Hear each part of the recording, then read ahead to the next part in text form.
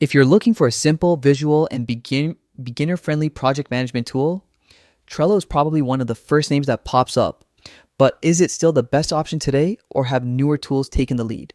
In this video, I'm breaking down Trello's core workflow, its strengths, weaknesses, and who should actually be using it. Let's get started. Trello's entire system revolves around the classic Kanban layout. You get a board with columns, usually to do, in progress, and done, and inside those columns you place cards. Each card represents a task, and you simply drag it from left to right as work moves forward.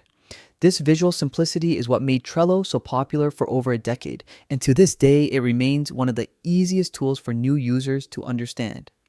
Every project lives inside a board, and every board contains cards. Cards can hold checklists, due dates, attachments, comments, and team members. It's straightforward, clean, and extremely flexible.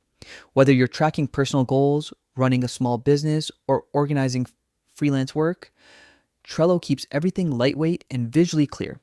Where Trello starts getting more powerful is with power-ups, its add-on apps.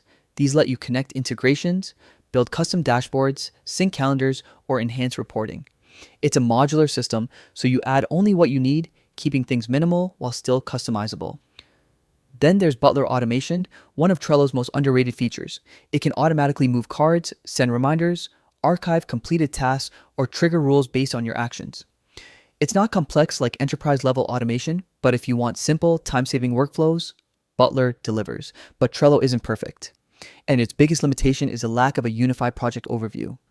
If you manage multiple boards, you'll often find yourself jumping back and forth, which slows down team coordination.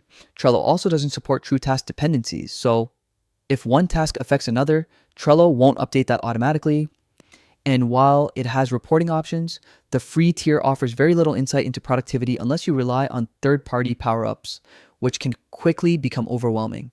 On the bright side, Trello's free plan is still one of the best out there, offering up to 10 boards at no cost. It's great for individuals, students, freelancers, or small teams who just want a clean system without overcomplicating things. But if you're a growing company or you need deep reporting, complex workflows, or multi-project visibility, tools like Monday.com, ClickUp, or Asana may be better suited. So, is Trello the best project management tool?